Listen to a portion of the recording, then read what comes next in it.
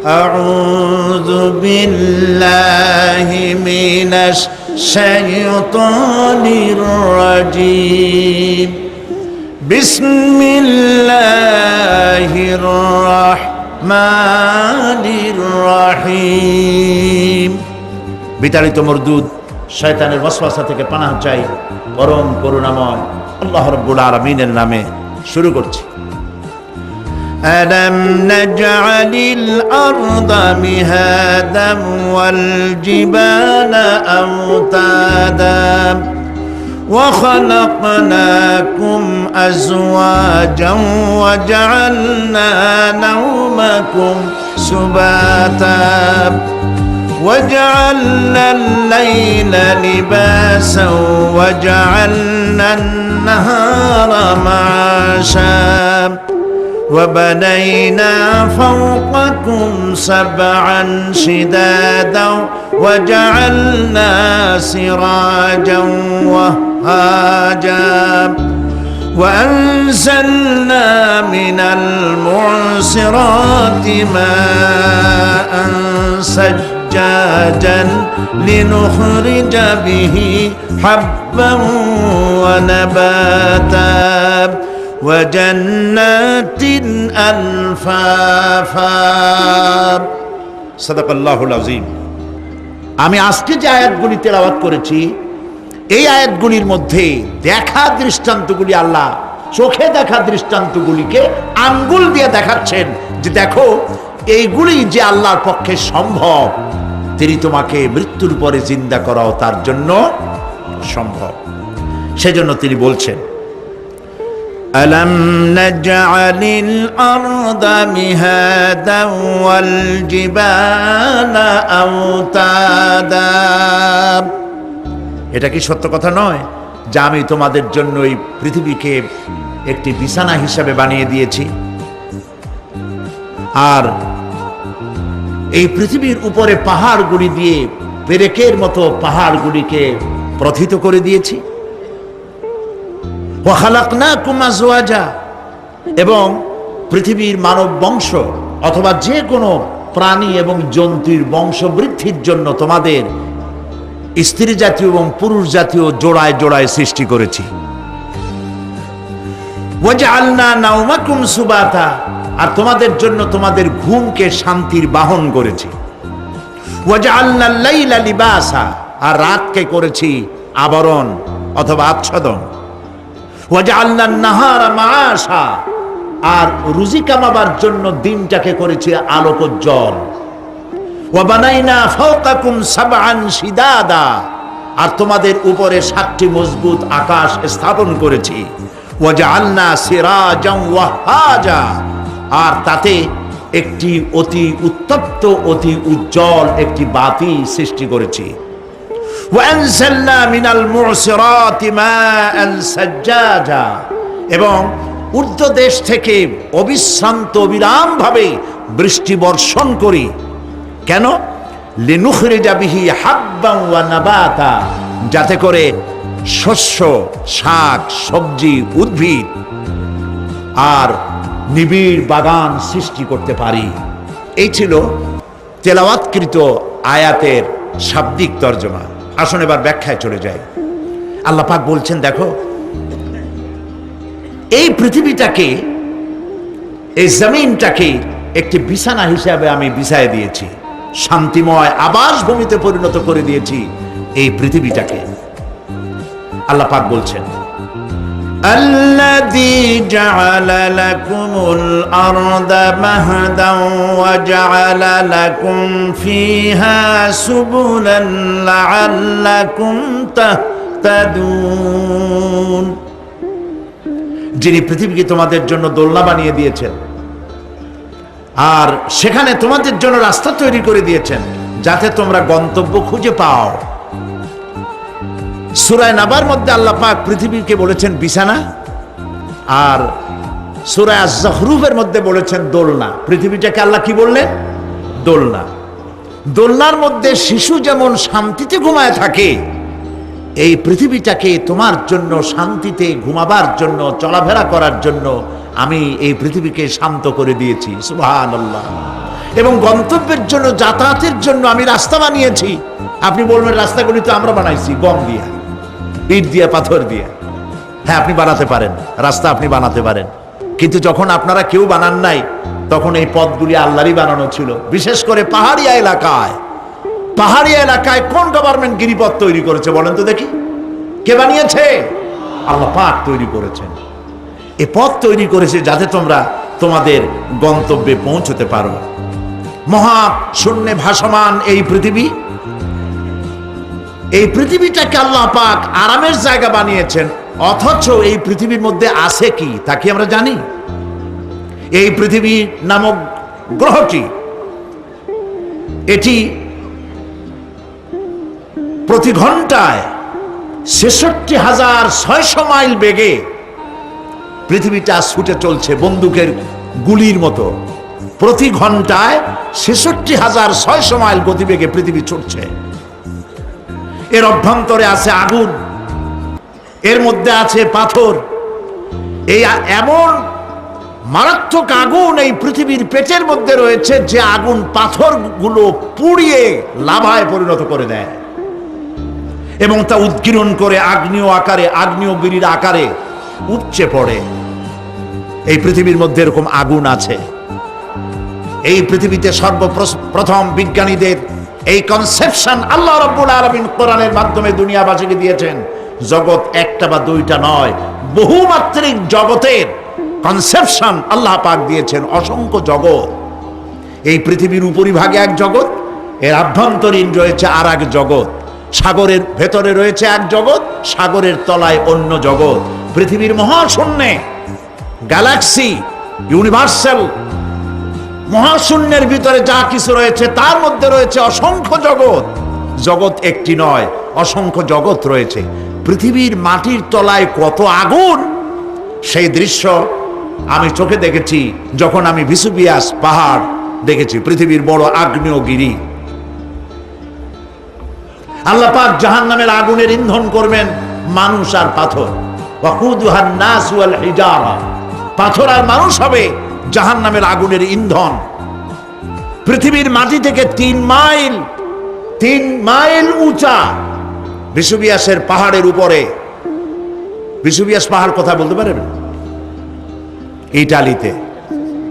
ইটালিতে সেই জায়গায় যখন আমি উঠেছি, পাথর যে জাহান্নামের আগুনে পুড়বে এর বাস্তবতা নিজের চোখে দেখেছি। পাথরগুলি আগুনে পুড়ে লাভার মতো হয়ে পাহাড়ের উপর থেকে আলকাতরার মতো গলে গলে পাহাড়ের চতুর্দিকের 12 কিলোমিটার এলাকার জনপদকে ধ্বংস করে দিয়েছে।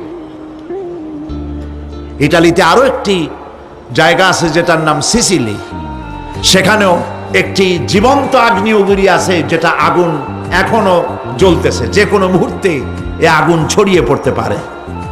কাজেই পৃথিবীর মধ্যে একদিকে রয়েছে, এর মধ্যে রয়েছে আগুন, রয়েছে পাথর গলায়া লাভা বানাবার মতো বিরাট শক্তি। সেই পৃথিবীটাকে আল্লাহ পাক এতটা শান্ত করে রেখেছেন তোমরা যেন নিশ্চিন্তে এর কোলে দোলনার ভিতরে শিশু যেমন ঘুমায়, এই পৃথিবীটাকে তোমার জন্য দোলনা বানিয়ে দিয়েছি। তাও আমরা সুবহানাল্লাহ বলবো না? সুবহানাল্লাহ। বন্দুকের গুলির চাইতেও দ্রুতগামী এই পৃথিবী ছুটছে। সেই পৃথিবীকে বিনা দ্বিধায় আমরা খুঁজছি, সেটাকে চিরে ফেলছি এবং তার পেট থেকে রিজেক হাসিল করছি। ঠিক কিনা বলুন? আল্লাহ রাব্বুল আলামিন সূরা আন-নামলের মধ্যে বলছেন, আম্মান জাআলাল আরদা ক্বারারান ওয়া জাআলা খিলালাহা আনহারান ওয়া জাআলা লাহা রাওয়াসিয়া ওয়া জাআলা বাইনাল বাহরাইনি হাজিজা। আর তিনি এই পৃথিবীকে, এই পৃথিবীর অবস্থান লাভের উপযোগী করে আল্লাহ পাক তোমার জন্য তৈরি করে দিয়েছেন এবং এর মধ্যে নদ নদী আল্লাহ পাক সৃষ্টি করে দিয়েছেন, পাহাড়গুলিকে গেড়ে দিয়েছেন, আর পানির মধ্যে দুটি ধারা আল্লাহ সৃষ্টি করেছেন। পানির মাঝখানে একটা অন্তরাল সৃষ্টি করেছেন। এটি একটা তো আবিষ্কার হয়েই গেছে, সেটি হলো প্রশান্ত মহাসাগরের ভেতরে 4000 কিলোমিটার লম্বা, 2500 কিলোমিটার চওড়া প্রশান্ত মহাসাগরের ভিতরে একটি বিশাল এলাকা পাওয়া গেছে, যেটার পানি অত্যন্ত সুমিষ্ট সুমধুর, আর এর বাইরের পানিগুলি অত্যন্ত লবণাক্ত। সূরা আর রহমানের মধ্যে আল্লাহ পাক বলেছেন, মারাজাল বাহরাইনি ইয়ালতাকিয়ান বাইনাহুমা বারযাখুন লা ইয়াবগিয়ান ফাবিআইয়ি আলাই রাব্বিকুমা তুকাযযিবান। দুটি সমান্তরালে পানি প্রবাহিত হয়ে যাচ্ছে, দুটি ধারা। লোনা পানি মিষ্টি পানিকে নোনা বানাতে পারে না, মিষ্টি পানি লোনা পানিকে মিষ্টি বানাইতে পারে না, মাঝখানে কোনো পার্টিশন নাই। সুবহানাল্লাহ।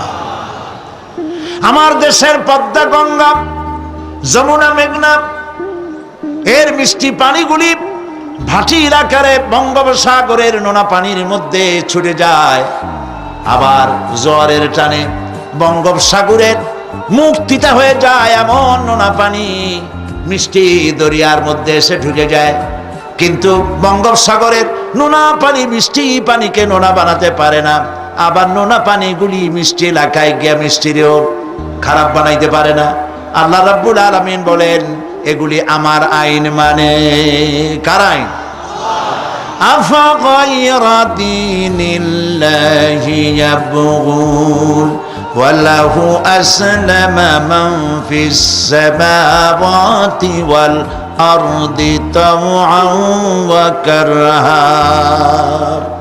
আকাশে আর জমিনে যা কিছু আছে সব আনুগত্যের মস্তককে আমার সামনে অবনতি করে দিয়েছে। সুতরাং এর আমার আইন মানে, চাঁদ, সূর্য, গ্রহ, নক্ষত্র আইন মানে কার? চিল্লায় বলুন। আল্লাহ পাক এই পৃথিবীকে সুন্দর করে সাজিয়ে দিয়েছেন, আবার এর মধ্যে তিনি মাঝে মধ্যে এই পৃথিবী একটু ভূমিকম্পন হয়, কিন্তু তা কোথাও কোথাও একসাথে না। একসাথে যদি সারা পৃথিবীতে ভূমিকম্প হইতো, সৃষ্টি জগতে অস্তিত্ব বিলুপ্ত হয়ে যেত। কথা বুঝতে পেরেছেন? এই জন্য আল্লাহ পাক বলেন, ইন্না ফি খালকিস সামাওয়াতি ওয়াল আরদি ওয়া ইখতিলাফিল লাইলি ওয়ান নাহার লাআয়াতিন লিউলিল আলবাব। নিশ্চয়ই আকাশ এবং জমিনের সৃষ্টির ব্যাপারে আর রাত আর দিনের পরিবর্তনের ব্যাপারে যারা জ্ঞানবান তাদের জন্য রয়েছে আল্লাহ পাকের নিদর্শন। এই ঘূর্ণায়মান পৃথিবী নিয়মিত ঘুরছে, সূর্যের কাছে চলে যাচ্ছে, আবার দূরে সরে আসতেছে। আর এই ঘূর্ণায়মান আছে বলে, সূর্যের কাছে যায় আর আসে বলে এক এলাকায় রাত হয় আর এক এলাকায় দিন হয়। এখন বাংলাদেশে রাত 8:45, আর ঠিক একই সময় আমেরিকার নিউ ইয়র্কে এখন দিনের 9:15।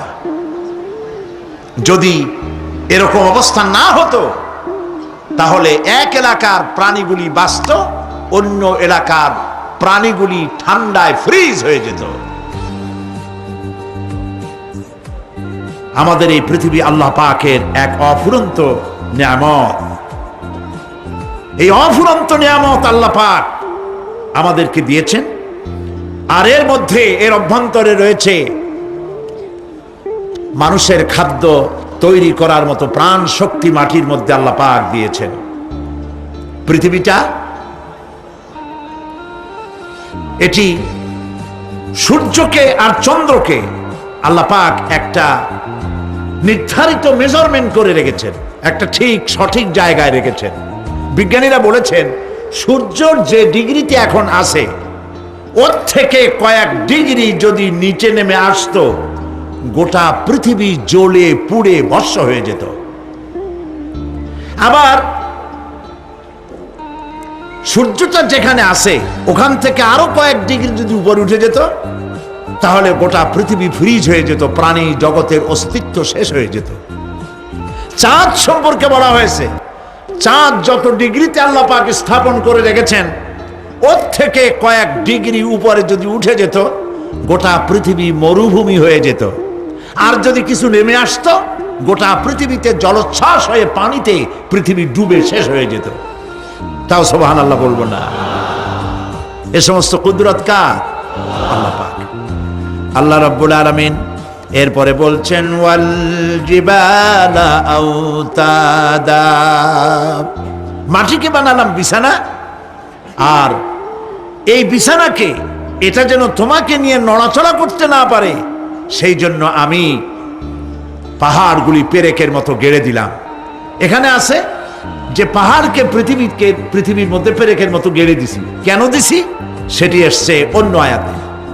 আল্লাহ রাব্বুল আলামিন বলেন ওয়া আলকা ফিল আরদি রাওয়াসিয়া আন তামিদা বিকুম, আল্লাহ পাক বলেন তিনি জমিনে পর্বতের নোঙ্গর, পর্বতের পেরেক রকম করে এই পৃথিবীর মধ্যে গেড়ে দিয়েছেন যেন পৃথিবীটা তোমাকে নিয়ে যেন হেলাদোলা করতে না পারে। এই পাহাড় পৃথিবীর ভারসাম্য রক্ষা করেছে। পাহাড়গুলি আজকে মানুষেরা কাটা শুরু করেছে ইন্ডাস্ট্রি বানাবার জন্য, বাড়িঘর বানাবার জন্য। পাহাড় যারা কাটছেন আত্মঘাতী কাজ করতেছেন।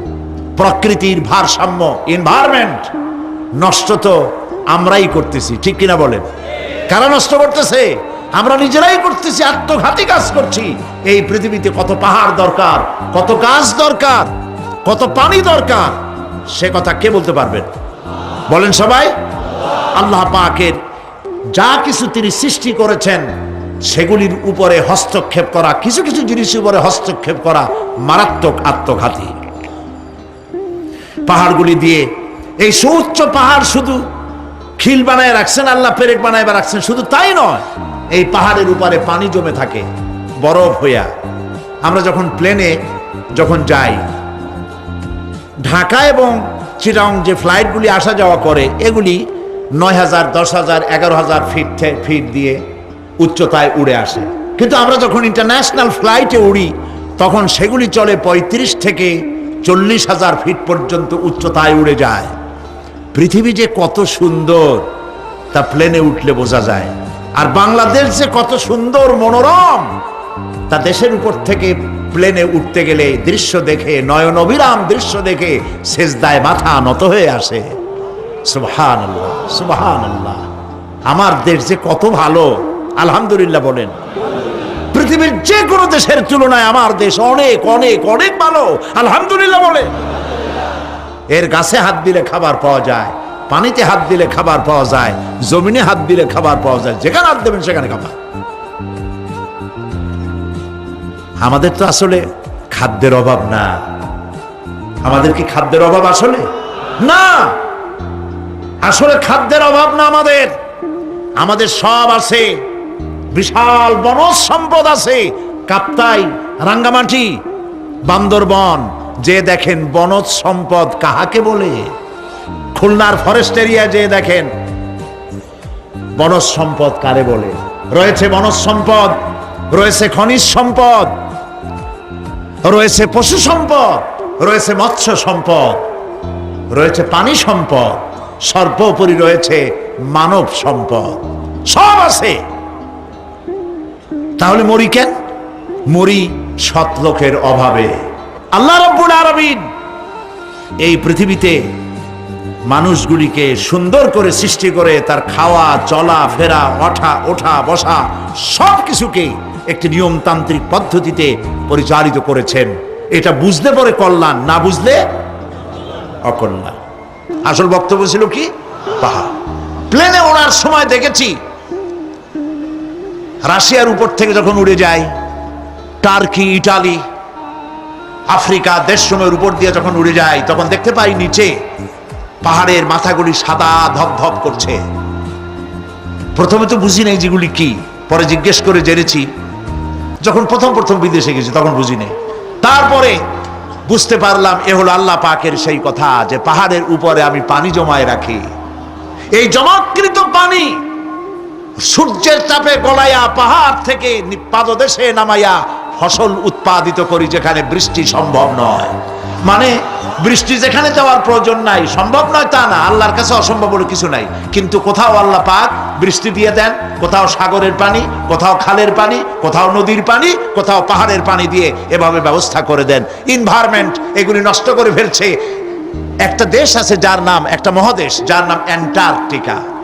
এই অ্যান্টার্কটিকা মহাদেশে কোনো মানুষ নাই, আছে শুধু পেঙ্গুইন। কি আছে কম তো? পেঙ্গুইন। শুধু বরফ আর বরফ। এগুলি জমা করে রাখার মধ্যে রয়েছে আল্লাহ পাকের বিশেষ কুদরত, যা আল্লাহ পাক মানুষের জন্য তৈরি করে রেখেছেন। মানুষ বুঝতে পারে না। এনভায়রনমেন্ট নষ্ট করে ফেলার পরে এই বরফগুলি গলে যাচ্ছে, নষ্ট হয়ে যাচ্ছে। এরপরে আল্লাহ পাক বলছেন, وَخَلَقْنَاكُمْ أَزْوَاجًا, আর এই পৃথিবীর বংশধারাকে, সৃষ্টি ধারাকে ঠিক রাখার জন্য আমি তোমাদেরকে জোড়ায় জোড়ায় সৃষ্টি করেছি। সুবহানাল্লাহ। প্রত্যেকটি প্রাণীর ভিতরে স্ত্রী জাতীয়, পুরুষ জাতীয় আছেই, আছে কিনা বলেন? এমন একটা নামকন যেখানে শুধু পুরুষ, নারী নাই, স্ত্রী জাতীয় নাই, আছে নাকি?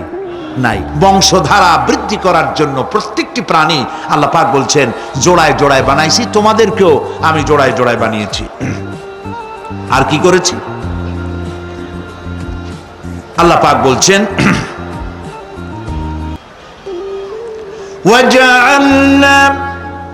وَجَعَلْنَا نَوْمَكُمْ سُبَاتًا, একদিকে তো জোড়ায় জোড়ায় বানালাম পুরুষ এবং স্ত্রী। এই পুরুষ আর স্ত্রী সৃষ্টি করার ভিতরে রয়েছে আল্লাহ পাকের নিদর্শন। কার নিদর্শন বলুন?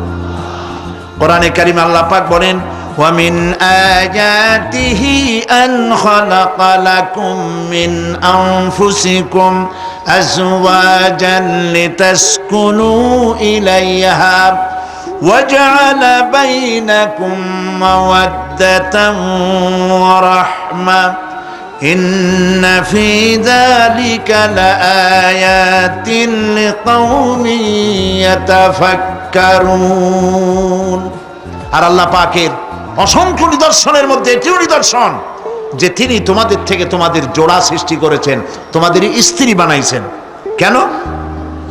লিতাসকুনু ইলাইহা, যাতে করে তুমি তার কাছ থেকে তোমার মনের প্রশান্তি, সেও এবং তুমিও উভয়ের কাছে মনের প্রশান্তি খুঁজে পাও। ওয়াজআলা বাইনাকুম মাওয়াদ্দা, আর আল্লাহ পাক তোমাদের মধ্যে সৃষ্টি করেছেন ভালোবাসা। ওয়া রাহমা, আর পরবর্তী সময় সৃষ্টি করেছেন দয়া এবং করুণা। লিতাসকুনু ইলাইহা বলতে বোঝানো হয়েছে যে এই ব্যবস্থা আপনি আপনি হয়নি, এটি একটি উদ্দেশ্যকে লক্ষ্য করে হয়েছে। একে অপরের নিকটে যেন শান্তি পায়, প্রশান্তি পায়, একজন আরেকজনের কাছে পূর্ণ মাত্রায় তাই মিলিত হওয়ার জন্য নির্জন পরিবেশের আশ্রয় নেয়। আর এভাবে করি আল্লাহ পাক মানব বংশের এই ধারাকে অব্যাহত রেখেছেন। সুবহানাল্লাহ। ওয়া জাআলা বাইনাকুম মাওয়াদ্দা, আর তোমাদের মধ্যে আল্লাহ পাক ভালোবাসা সৃষ্টি করেছেন। এই কথা বলার এর ব্যাখ্যা কি? ভালোবাসা সৃষ্টি করেছেন এর ব্যাখ্যা এরকম হতে পারে, কয়েক রকম। আমি যেটা জেনেছি সেটি হচ্ছে এরকম, ভালোবাসা সৃষ্টি হওয়ার তো কথা ছিল না। এক পর্যায়ে ভালোবাসা থাকবে কোন একটি বিশেষ সময়, বাকি সব সময় ঝগড়া হবে, এটাই হওয়া স্বাভাবিক ছিল। ধরুন মেয়ের বাড়ি চট্টগ্রাম, ছেলের বাড়ি বরিশাল। মেয়ে শুটকি খেতে খুব পছন্দ করে, ছেলের গন্ধও সহ্য করতে পারে না। মেয়ে বলে খড়ে যাচ্ছে, আর ছেলে বলে যে কমে যাও। মানে একজন আর একজনের ভাষার সাথে মিল নাই। কথা ঠিক কিনা বলেন? ভাষার সাথে মিল নাই। রুচির সাথে মিল নাই। একজনের টক পছন্দ করে আর একজনের টক সহ্য করতে পারে না, আর একজনের শুটকি খায় আর একজনের শুটকি পছন্দ করে না। কাজেই রুচি আর অভ্যাস ইত্যাদি দিয়ে সারাদিন স্বামী স্ত্রীর মধ্যে ঝগড়া হওয়া স্বাভাবিক ছিল, ঠিক না? আল্লাহ পাক বলেন সেখানে আমি এই স্বামী স্ত্রী যখন হয়ে যায় তখন দুজনের মধ্যে আমি ভালোবাসার সৃষ্টি করে দেই। আর সে ভালোবাসা এমন পর্যায়ে চলে যায়, স্ত্রী তার স্বামীর জন্য জীবন দিতে চায়, স্বামী তার স্ত্রীর জন্য জীবনের সবকিছু উজাড় করে দিতে চায়। ওয়াজআলা বাইনাকুম মাওয়াদ্দা, এরপরে সৃষ্টি করি রাহমা। ওই ভালোবাসা ছিল যৌবন কেন্দ্রিক, বিশেষ এক উদ্দেশ্যকে সামনে রেখে। কিন্তু যখন যৌবনে ভাটি লাগলো তখন ওই উদ্দেশ্য আর থাকলো না। তখন আল্লাহ পাক বলেন এই সময় তো দুজনের মধ্যে রাগারাগি খেসাখেসি ইত্যাদি হয়, স্বাভাবিক ছিল, কিন্তু তা হইল না। আমি রহমত দিলাম, করুণা দিলাম, এখন বুড়ি বুড়ারে ছাড়ে বাঁচা না, আর বুড়াও বুড়িরই ছাড়া বাঁচে না। তাও আমরা সুবহানাল্লাহ কব না? প্রিয় ভাই সব, আমি বুঝতে পারছি আপনারা বলেন ঠিকই, তবে শুনতে শুনতে মোহমুগ্ধ হয়ে বলার সময় পান না। জি আলহামদুলিল্লাহ, বলি আলহামদুলিল্লাহ। তো আল্লাহ রাব্বুল আলামিন পরস্পর পরস্পরের মধ্যেই ভালোবাসা সৃষ্টি করলেন। এটি আল্লাহ পাকের আয়াত। এটা আল্লাহ পাকের কি বলুন? আয়াত মানে কি? নিদর্শন। এরপরে রাব্বুল আলামিন বলেন ওয়াজআলনা নাওমাকুম সুবাতা, আর আমি তোমাদের জন্য ঘুমকে করেছি শান্তির বাহন। মানুষের অঙ্গ প্রত্যঙ্গ প্রত্যেকটির কাজ ভিন্ন, প্রকৃতিও ভিন্ন। চোখ দেখে, কান শোনে, জিহ্বা স্বাদ গ্রহণ করে, নাক শোনে, নাক শোখে, মস্তিষ্ক চিন্তা ভাবনা করে। এ হলো প্রকৃতি। আর প্রত্যেকটি অঙ্গ প্রত্যঙ্গের রুচি আলাদা, কর্তব্যের মধ্যে বিরাট বৈষম্য। যেমন চোখ রঙিন এবং সুন্দর জিনিস দেখতে ভালোবাসে, ঠিক কিনা? বলেন ঠিক কিনা? একটা খারাপ জিনিসের দিক চোখ পড়লেই মানুষ তাড়াতাড়ি চোখ ফিরায় নেয়, ঠিক না? চোখ সুন্দর এবং রঙিন জিনিস দেখতে ভালোবাসে। কান সুমধুর সুর শুনতে ভালোবাসে, উৎসাহ বোধ করে। আর হাত নরম এবং মসৃণ জিনিসে স্পর্শ করতে উৎসাহ বোধ করে। নাক আতরের গন্ধ শুঁকতে ভালো লাগে। আর মন নতুন নতুন রঙিন ভাবনা ভাবতে চেষ্টা করে। বাড়ি বানাবো, বিল্ডিং বানাবো, ইন্ডাস্ট্রি করব, ছেলে বিয়ে দেবো, মেয়ে বিয়ে দেবো অমুক জায়গায় বিরাট লোকের কাছে। ভাবতে ভাবতে ভাবের সাগরে হারিয়ে যায়। আর ভাবনার ভিতরে খেয়ালে যদি কেউ পোলাও পাকায়, বাস্তবে তা হোক আর না হোক, খেয়ালে মনে মনে যদি কেউ পোলাও পাকায়, তাহলে ঘিয়ের দাম যাই হোক না কেন তাতে কিছু আসে যায় না, ঠিক কিনা? মানুষ রঙিন রঙিন ভাবনা ভাবতে খুব মজা পায়। তাহলে আমি কি বুঝাইতে চাইলাম? চোখের কাজ, নাকের কাজ, মুখের কাজ, কানের কাজ, মনের কাজ, প্রত্যেকটি অঙ্গ প্রত্যঙ্গের ভিন্ন ভিন্ন কাজ আছে, ভিন্ন ভিন্ন রুচি আছে।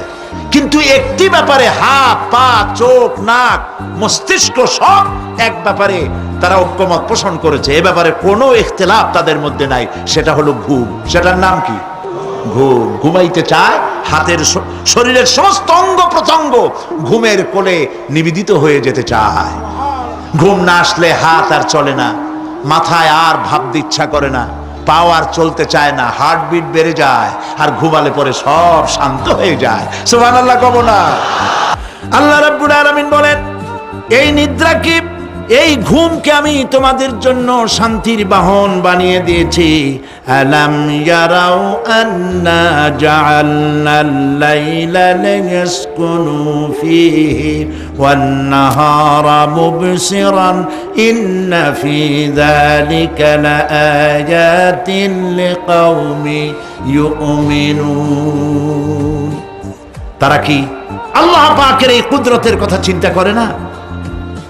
যে আমি রাতের আধার দিয়ে ধরনীর বুক ছেয়ে দেই, দিনের উজ্জ্বলতা, কোলাহল, গাড়ির আওয়াজ, ভ্যাঁ ভোঁ আওয়াজ হচ্ছে, কলকারখানার আওয়াজ হচ্ছে, সূর্যের বিরাট তাপ, ঘুম আসে না। সারাদিন কাজ করার পর শরীরের আরাম দেওয়ার জন্যে রাতের একটি কালো চাদর পৃথিবীর উপরে আমি বিছায় দেই।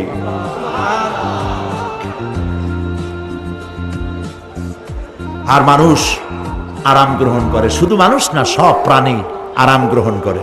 সুবহানাল্লাহ।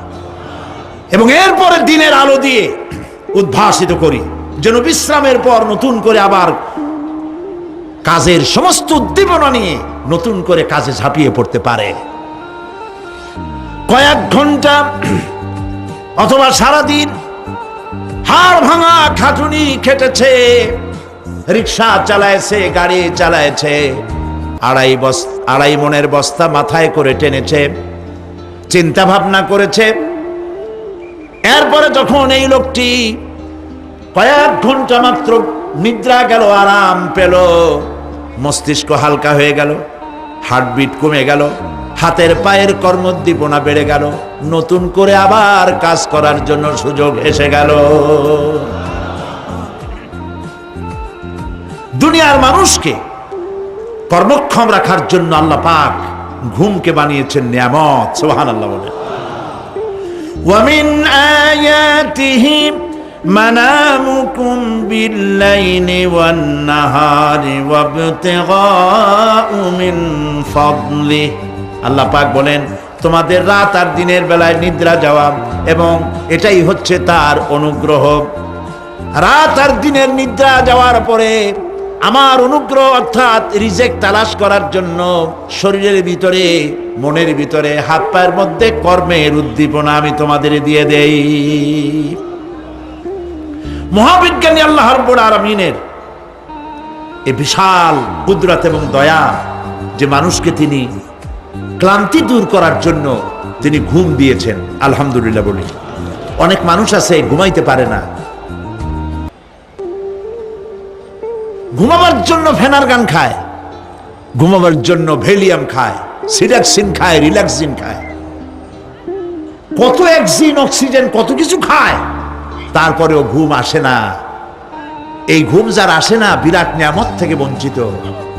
ঘুম একটি নিয়ামত, আলহামদুলিল্লাহ বলি, আলহামদুলিল্লাহ বলি। বিশাল নিয়ামত ঘুম। আল্লাহ যে সমস্ত নিয়ামত আমাদের জন্ম থেকে শুরু করে এ পর্যন্ত বডির মধ্যে দিছেন, মৃত্যুর আগে আল্লাহ যেন একটিও কেড়ে না নেন, বলি আমিন। আল্লাহ রাব্বুল আলামিনের পরে বলেন, ওয়াজআলনাল লাইলা লিবাসা ওয়াজআলনান নাহারা মাআশা। আর রাতকে করেছি আচ্ছাদন, আবরণ, দিনকে রুজি কামাবার জন্য ব্যবস্থা করে দিয়েছি।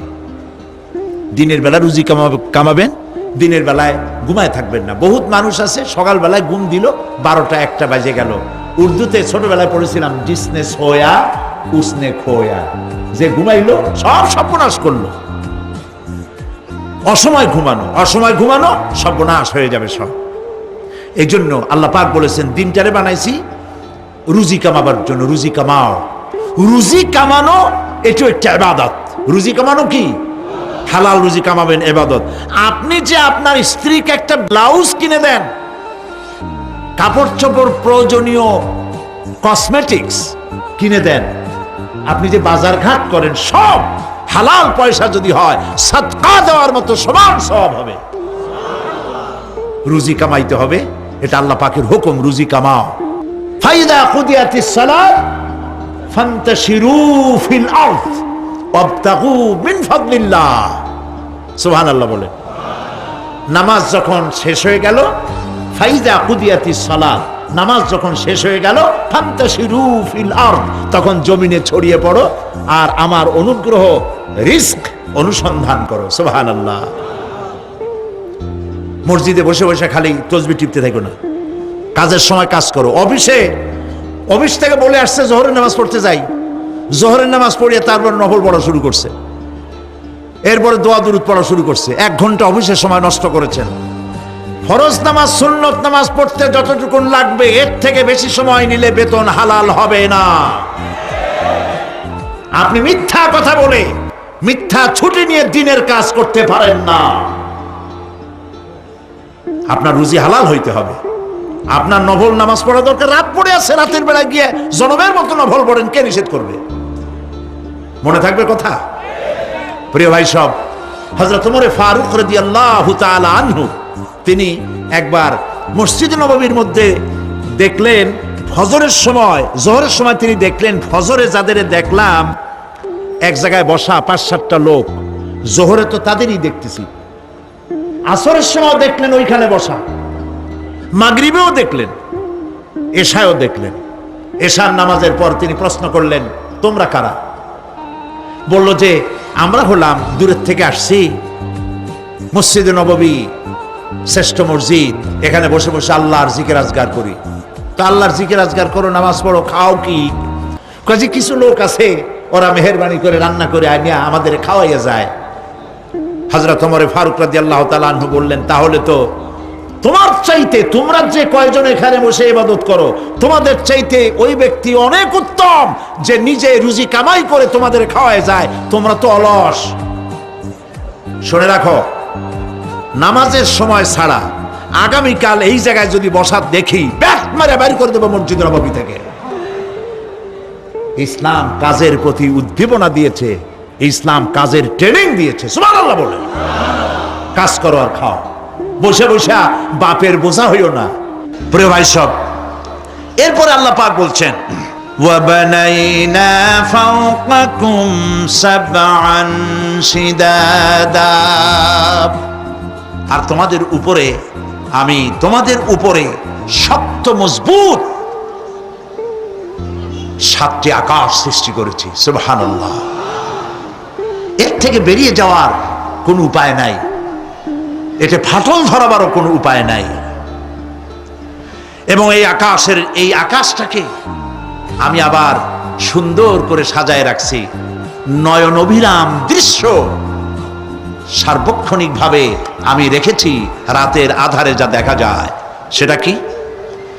আল্লাহ রাব্বুল আলামিন বলেন, ইন্না যায়্যানাস সামাআদ দুনিয়া বিজিনাতিনিল কাওয়াকিব, এই দুনিয়ার আকাশ খানিকে তারকা প্রদীপ দিয়া সাজায় রেখেছি মনের মতো।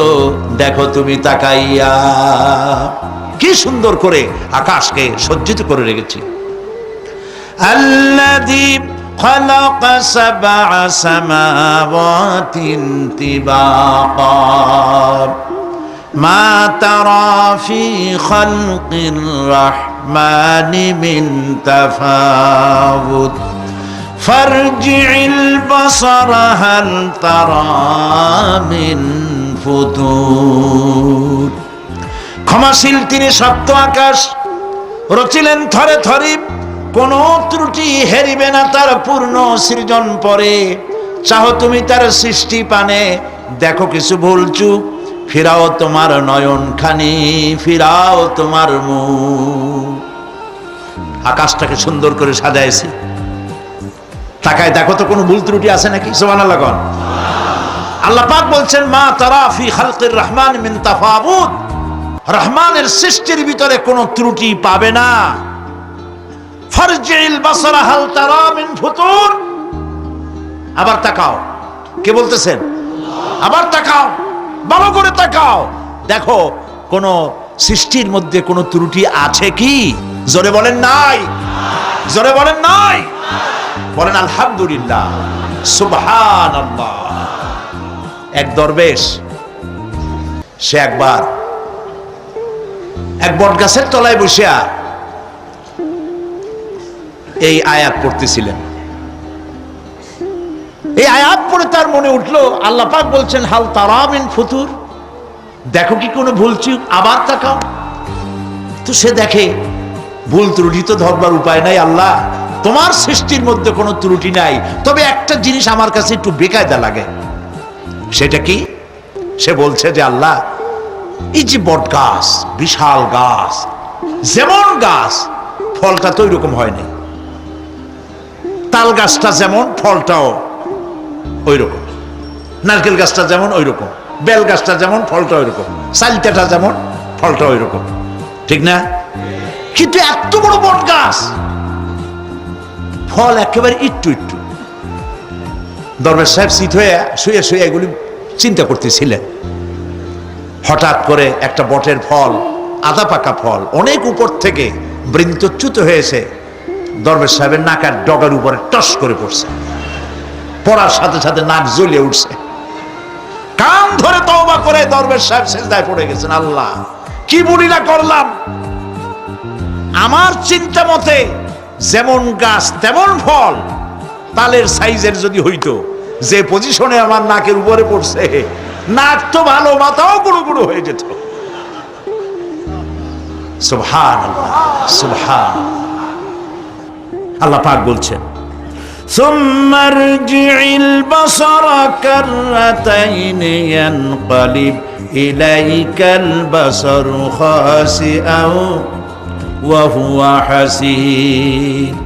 অক্ষমহীন দৃষ্টি তোমার সৃষ্টিতে পাবে ফাঁকি, ফিরাও তোমার নয়নখানি, ফিরাও কাঙ্গালাখি। আমার সৃষ্টি নৈপুণ্যতার দিকে যতবার তাকাও না কেন, আমার সৃষ্টির ভিতরে কোনো ত্রুটি তুমি দেখতে পাবে না।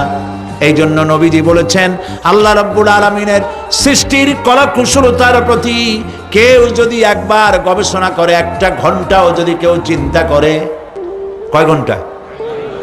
একটি ঘন্টা আল্লাহর সৃষ্টি নৈপুণ্যতা সম্পর্কে একটি ঘন্টা যদি কেউ চিন্তা করে, গবেষণা করে, নবীজি বলেছেন ওই বান্দার আমল নামায় আল্লাহ পাক 60 বছরের নফল ইবাদতের সওয়াব লিখে দিবে। চিন্তা করো, গবেষণা করে, শ্রদ্ধায় মাথা নত হয়ে আসবে, আপনাতেই সেজদা করবে। সুবহানাল্লাহ। এরপরে আল্লাহ পাক বলেন, ওয়াজআলনা সিরাজান ওয়াহাজা।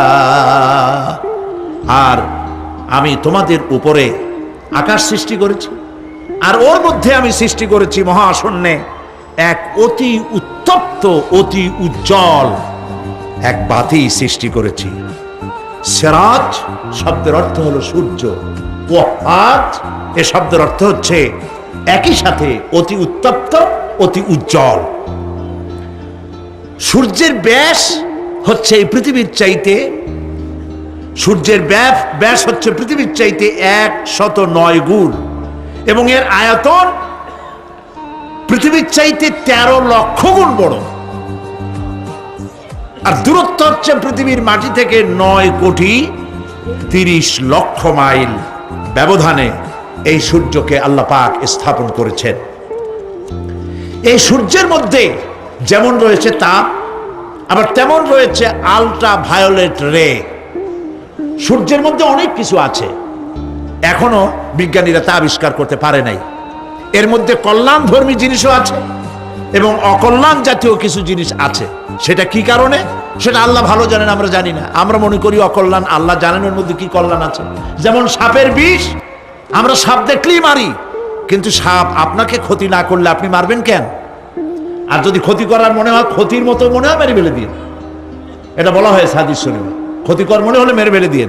কিন্তু সাপ তার বিষের মধ্যে মানুষের জীবন রক্ষাকারী ওষুধ সাপের বিষ দিয়েই তৈরি হয়।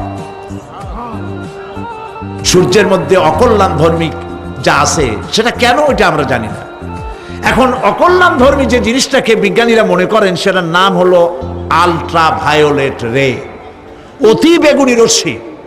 এই অতি বেগুনি রশ্মি, এটার অ্যাকশন হচ্ছে এই যে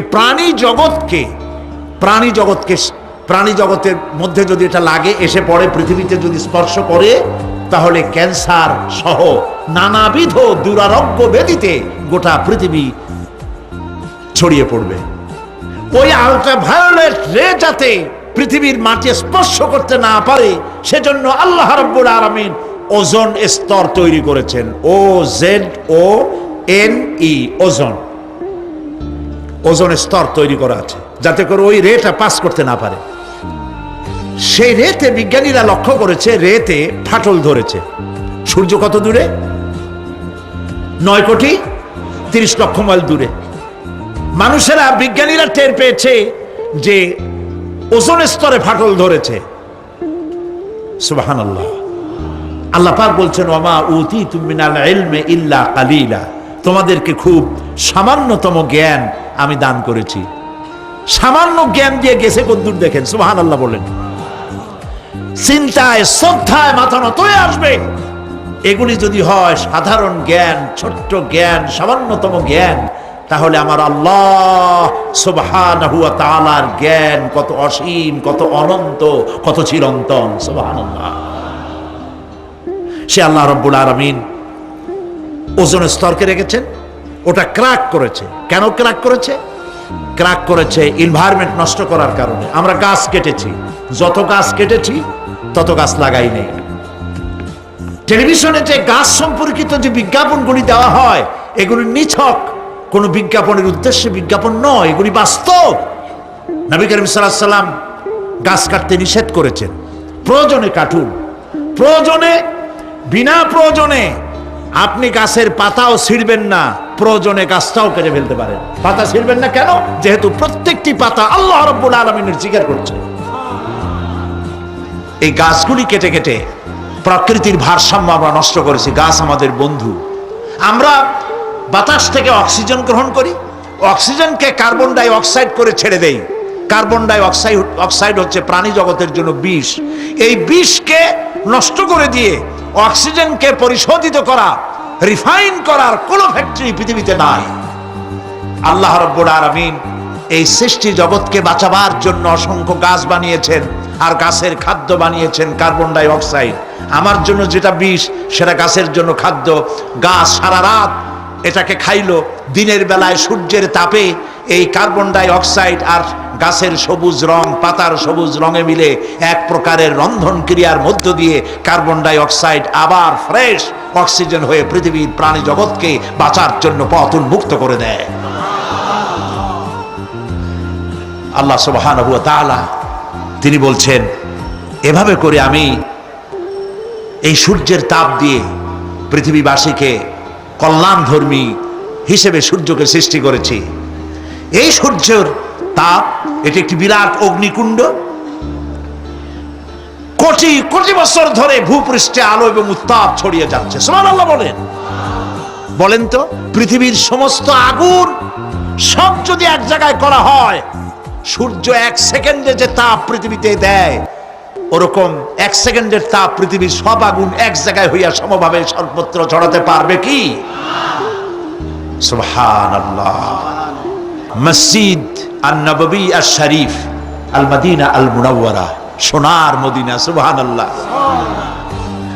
আমি মদিনায় গিয়া এবারও বলছি, আল্লাহ যদি ফাহাদের মাফ করতে চান, মসজিদে নববী এবং মসজিদে হারামের যে এক্সটেনশন এবং হাজিদের জন্য যে উপকার করেছেন, আল্লাহ যদি মাফ করতে চান, এটা বড় আকারের একটা ওসিলা হয়ে যেতে পারে।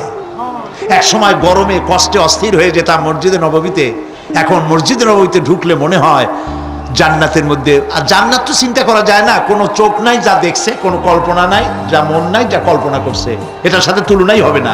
তবে মনে হয় যেন জান্নাতের মধ্যে ঢুকে গেছি। প্রত্যেকটি খামের গোড়া থেকে ঠান্ডা বাতাস উঠতেছে, প্রত্যেকটি পিলারের গোড়া থেকে।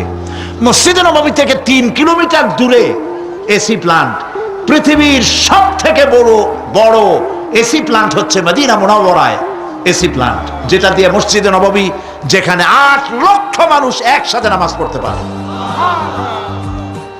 ঠান্ডা উঠতেছে। সুবহানাল্লাহ। ভাইদের বলি, হজ যারা করছেন, পয়সা কড়ি আছে, হজ করেছেন, ভালো করেছেন, মাঝে মধ্যে সময় পেলে রমজান মাসে যায়েন।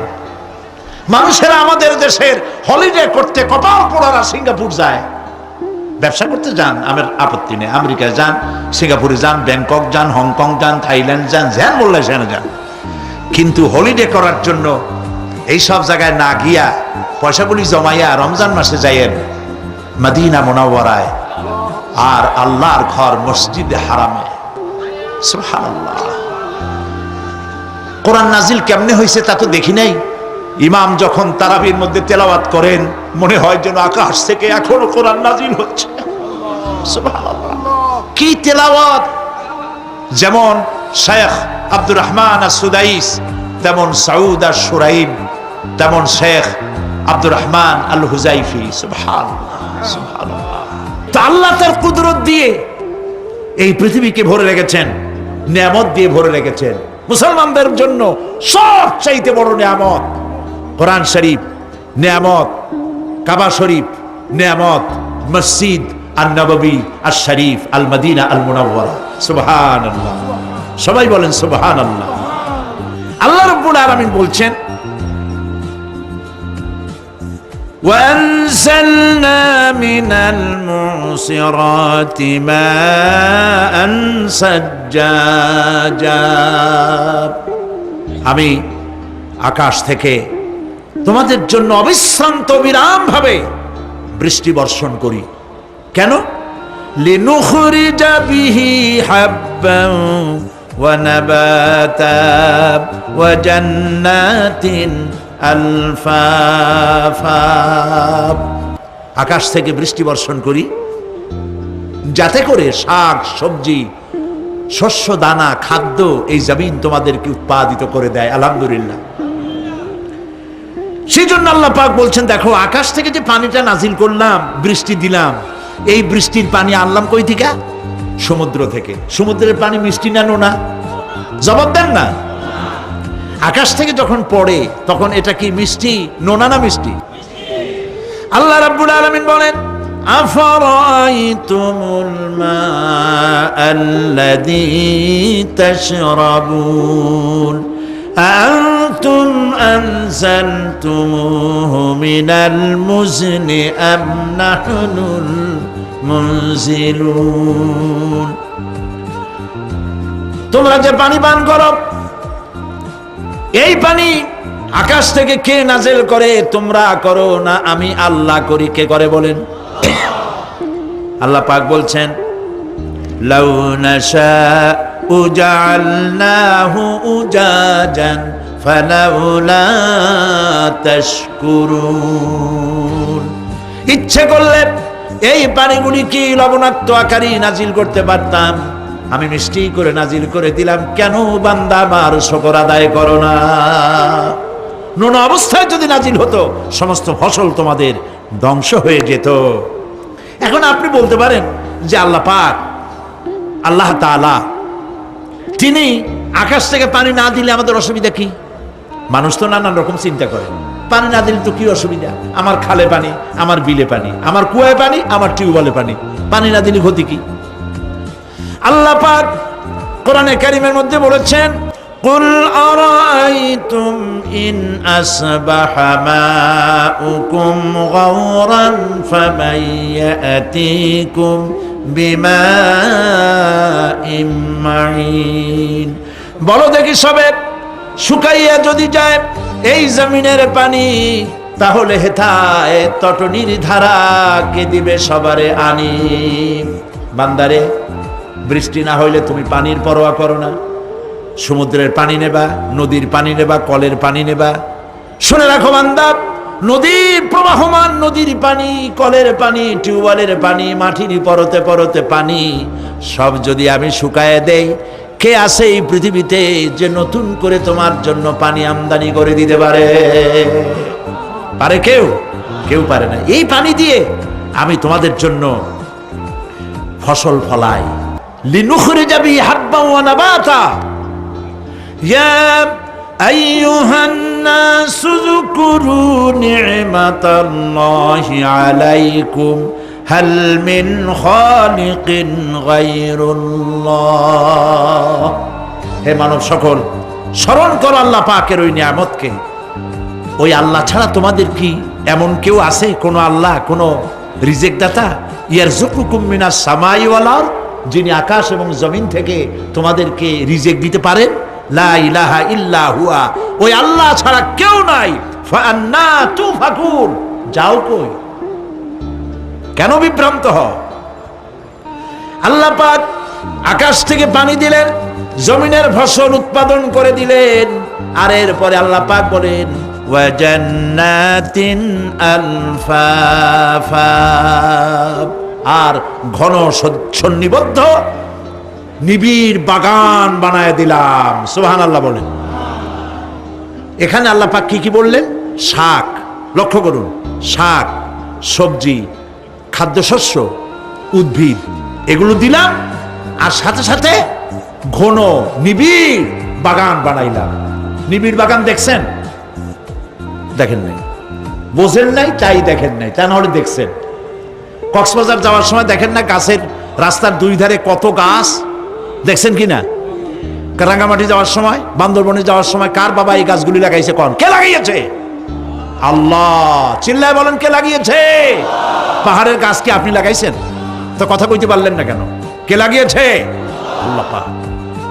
সুন্দরবন ফরেস্ট এরিয়া দেখছেন কোনোদিন? না দেখলে যাইয়েন, দেখে এসেন। বিশাল এরিয়া, বঙ্গোপসাগরের কিনারা দিয়া খুলনা, সাতক্ষীরা, এই বিরাট অঞ্চল, বরিশাল, খুলনা, সাতক্ষীরা, পটুয়াখালী, বিরাট এরিয়া নিয়ে রয়েছে সুন্দরবন। শত শত মাইল, সুবহানাল্লাহ বলেন। বিশাল গাছ, গাছের এরিয়া। এই গাছগুলি কে লাগাইছে? জোরে বলেন কে লাগাইছে? এই গাছগুলির নার্সিং করেন কে? একটা জিনিস দেখে আমি অবাক হয়ে গেছি, সেটা হলো এখানে বহু রকমের গাছ আছে। সুন্দরী কাঠ, পশুরি, বাইন, গেওয়া, গোল, অনেক রকমের গাছ আছে। যেখানে সুন্দরী গাছ, সব সুন্দরী গাছ, যেখানে গেওয়া, যেখানে বাইন, যেখানে গোল, গোল পাতা, সব সেখানে সেইগুলাই। অথচ কেউ যে গাছগুলি লাগাই দিয়ে আসে নাই। আরেকটা অসুবিধা, আরেকটা জিনিস হচ্ছে এই জোয়ারের সময় এই এলাকা ডুবে যায়, 1 হাত 1.5 হাত পানি হয় গাছের গোড়ায়। যে ফলগুলি পড়ছিল গাছ দিয়া, এই ফলগুলি ভাটির টানে চলে গেল, নিচে নেমে গেল, নদীতে নেমে গেল, আবার জোয়ারের টানে উঠে আসলো, পানিতে ভেসে ভেসে ফলগুলি ভারী হয়ে গেল। এক সময় ভাটির টানে আর গেল না। এই গাছগুলিকে, সুন্দরী গাছের মধ্যেই সুন্দরী ফল, বাইনের মধ্যে বাইনের ফল কে সাজাইয়া এই সুন্দর বাগানগুলি বানাইলো? চিল্লায় বলো। ওয়া জান্নাতিন আলফাফা, ঘন নিবিড় সন্নিবদ্ধ বাগান আমি সৃষ্টি করেছি। সুবহানাল্লাহ বলেন। এই গাছগুলি মানুষেরা জন্মের খাওয়া খায়। বন বিভাগে যারা দায়িত্বে থাকে মনে করে শ্বশুরের লাগানো গাছ, বাজানের লাগানো গাছ, সমানে কাটা চোরের মতো বিক্রি করে। এরা ডাকাত, এরা চোরের চাইতেও নিকৃষ্ট যারা গাছ চুরি করে। আল্লাহ পাক জানেন মানুষের খাসলাত। এই ফরেস্ট বিভাগে, বন বিভাগে যারা চাকরি করেন, সব খারাপ আমি তা বলবো না, ভালো মন্দ মিলেই আছে। কিছু আছে জন্মের খাওয়া খায়, ঘুষ খায় আর গাছগুলো বেচে ছাড়িয়ে দেয়, সর্বনাশ করে দেয়।